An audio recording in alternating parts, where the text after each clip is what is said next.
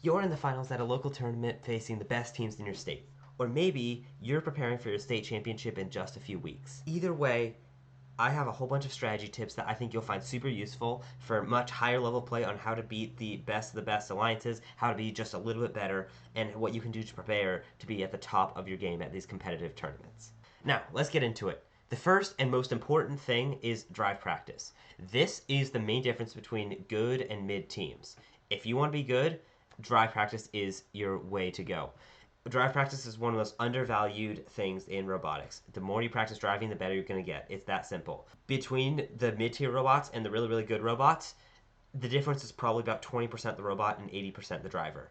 A really good driver can take a mid-robot and win competitions left and right.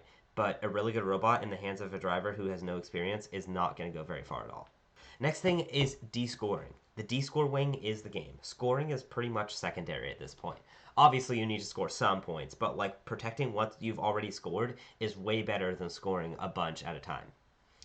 And this is the same reason why you never really need to hold more than 5 or 6 blocks. You are only scoring 4 or 5 max at a time, and then just protecting what you've scored.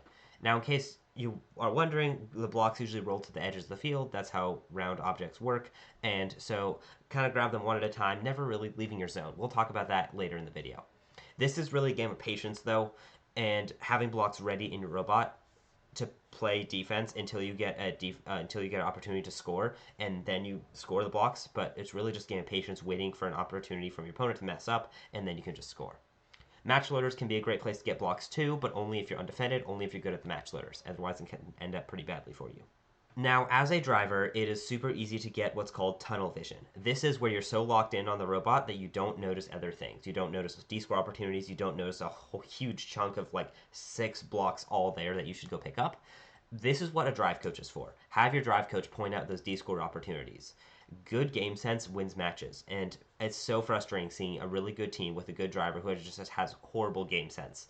Game sense is that, like, I can see what's happening, I see the whole field, I don't miss anything. That is game sense, and a drive coach is the key to being really good at it. So just having that drive coach to help you get a sense of where the game is headed, if you're winning, if you're losing, where your best actions should be, that's really, really important. Now, for defense, for descoring, don't get in a pushing battle unless you are winning the match.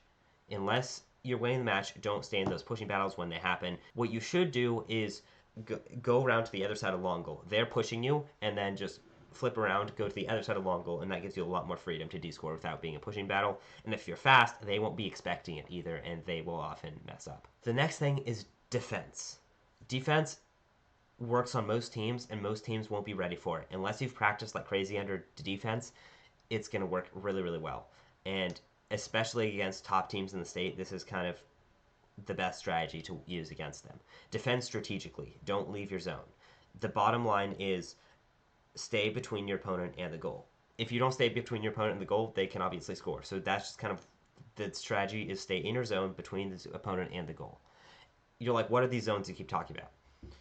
This is where strategy, like higher level strategy, comes in. The next thing is to know your strategy. If you lose autonomous, you're going to need to play more aggressive. They're up 10 points, you're down 10 points, you're going to need probably some extra blocks, something above them that's really significant to be able to win the match. There's 2 main strategies that have worked over and over and over this season.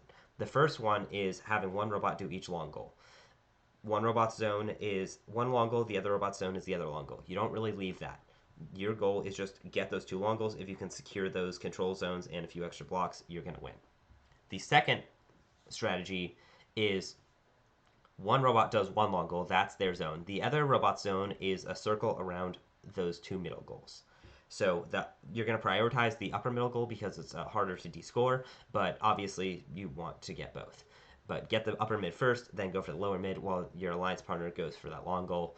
And once you have those, they're pretty easy to defend. And another good thing about the strategy is that your robots are really, really close to each other, so they can help each other. If one of them is getting double teamed and one of them's not really having any defense on them, you can really quickly go help each other out real quick without really leaving your zone at all. Because leaving your zone is usually a very bad idea. It usually does not go very well for you, especially if the other team has good game sense and sees what you just made a mistake doing. Now, if you're watching this, you're like, whoa, okay, this sounds really cool, and I want to make sure I have all this written down. Don't worry, I already did all that for you. Go ahead and click that link in the description. I have a list of all this laid out super nice, and go ahead and click that, and I'll send that to you, and then you can have it, and so you can have it already and, up on your phone when you're practicing, and you can make sure that you don't forget anything and have all the points that I'm making here in the video written down nicely so you can take a look at them later. Next is the autonomous win point. In qualifications, the autonomous win point is everything. Have a solo autonomous win point that you do all by yourself. Your alliance partner doesn't need to do anything. You're going to get bad alliance partners. You got to make sure you get the auto win point even in those matches. Make sure this works every single time. If it doesn't work 10 times in a row at home, it's not going to work 10 times in a row at the competition. I like to use jar template. I would probably recommend that, but it's a challenge to get it in 15 seconds. You'll probably need to help some of your alliance partners write a drive forward autonomous just to get them off of the park zone, because some of them might not have an autonomous, or maybe your autonomous can push them off the park zone if you have an extra second at the end or something like that. But the reason this is so important is because other teams might win all their matches. You might lose a match. You might have an unlucky match schedule. Stuff happens. With a consistent autonomous win point, you're going to rank above other teams who maybe even won more matches than you did, just because your auto win point, you have like 6 more win points than they do at least. Now, in addition to your autonomous win point autonomous, you're also going to want an elims autonomous, maybe even 2 of them. If you're a really top team, it's not a question of if you can make it to the eliminations, it's a question of can you win the eliminations. Don't run your autonomous win point in eliminations. Your alliance partner in eliminations will have like a good autonomous, so you don't want to be using their half of the field. Have one that stays on your half of the field and scores a bunch of blocks, maybe from the match leader or something, and then puts the wing in the goal at the end just to secure those blocks, make sure no one else does the same thing. And lastly, do not double park. The last few seconds of the match are the most important. Spend them descoring. If you really don't have anything else, you can like Hail Mary a single park, but like that doesn't always work. The pro strat that I have seen work a lot is save all your match loads till the end. Save you get the 6 outside the field, save them for the end. At the 20-second mark in the match, you're going to match load them all into your robot, so they're all in your robot, and at 5 seconds left, you're going to line up on one goal and score them all. That'll get you a whole bunch of extra points, and make sure that no one else is descoring your points. Now, obviously, if they go double park, then descore all their points, but double parking does take a few seconds, and that's plenty of time for your opponent, if they have good game sense, to just completely obliterate your score that you've been working for the whole match. No one cares how many points you had 2 seconds from the end of the match. It's all about what it looks like at the very end of the match. It's very rare that a double park will win you the match. If you hadn't double parked, you probably would have still won anyway. All right, so that is the strategy tips that you need to know for being an advanced team, trying to win your competitions every single time, trying to win the state championship, being really good at signature events. Drive practice, drive practice, drive practice. That's the main thing. Now, descoring, that is really important too. Descoring the wing, plenty of practice with that.